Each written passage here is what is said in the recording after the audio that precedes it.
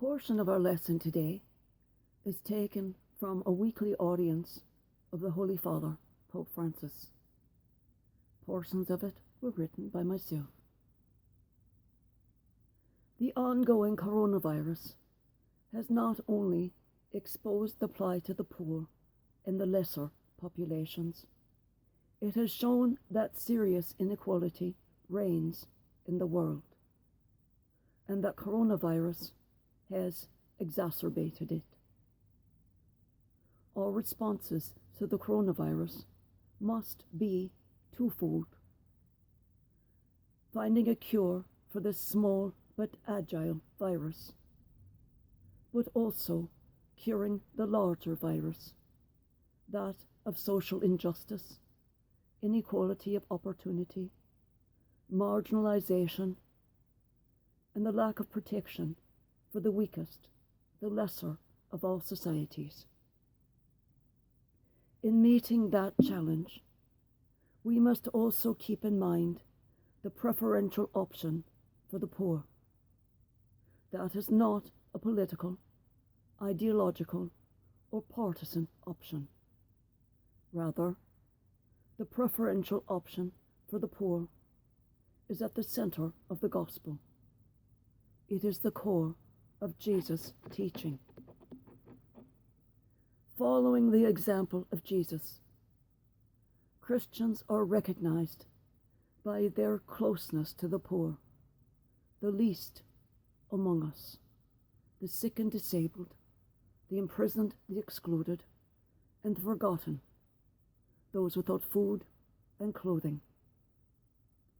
This is a key criterion of Christian authenticity.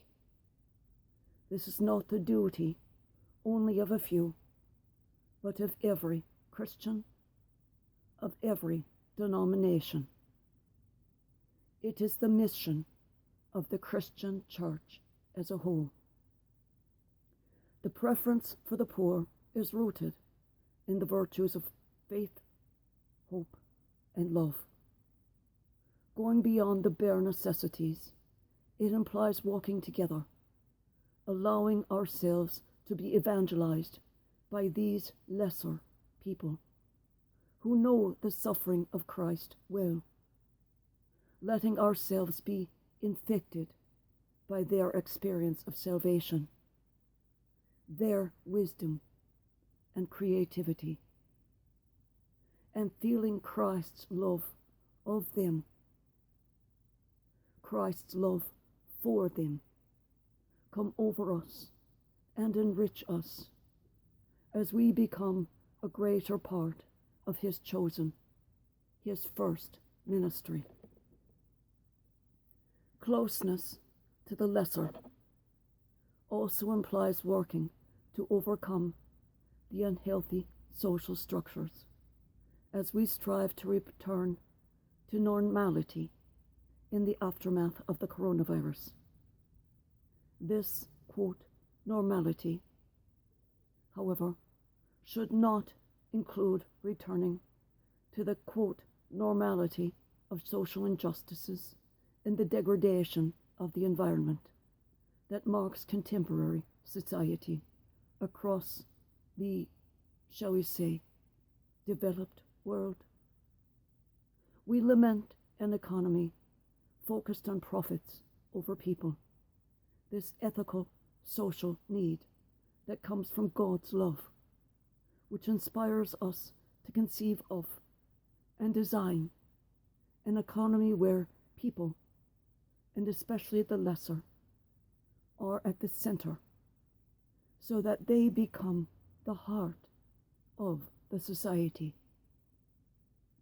Similarly, as treatments for the coronavirus become more widely available, society should prioritize those who have the greatest need, rather than those who have the widest available ability to pay. How sad it would be if, for COVID-19 vaccine, priority would be given to the richest. This was even voiced by the entire country diplomatic delegations as they fear in Brazil, though they have the second highest infection and death rates in the world.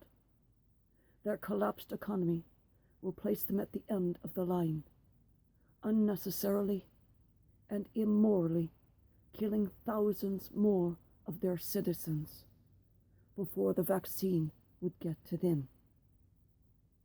We must be warned against the scandal of directing economic assistance during the coronavirus primarily to any industries that do not contribute to the inclusion of the excluded, the promotion of the least, the common good, or the care of creation for determining which industries should be helped. Which are the 4 criterion proposed by Pope Francis, the Archbishop of Canterbury, the leaders of the various Orthodox churches, the Protestant churches, as well as the various imam of the Sunni and Shia Muslim faiths. Looking ahead, if the virus were to intensify again in a world that is so brutally unjust to the lesser people and the vulnerable, then we must change the world. Jesus is the example, the doctor of integrated divine love. We must now act to heal the wounds caused by the small, invisible viruses, and to heal those caused by the serious and visible social injustices. To accomplish this, start from the love of God, using the formula of Jesus by switching status with position. Those who are first shall be last and humbled. Those who are last shall be first and exalted.